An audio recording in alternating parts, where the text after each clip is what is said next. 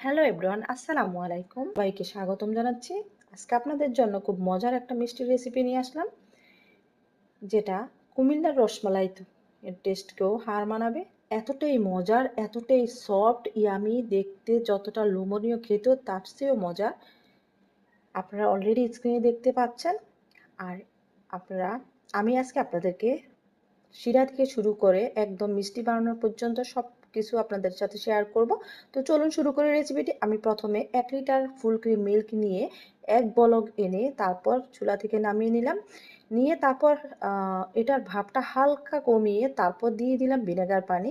আর আমি এখানে ভিনেগার পানিটা নিয়েছি 2 টেবিল চামচ সাদা সিরকার সাথে 1/4 কাপ পরিমাণ পানি মিশিয়ে ওটা আমি সম্পূর্ণটা এটার মধ্যে ঢেলে দিলাম। দিয়ে আমি এটা একটু করে নেড়ে দিচ্ছি খুব আলতো হাতে। নেড়ে যখন দেখবেন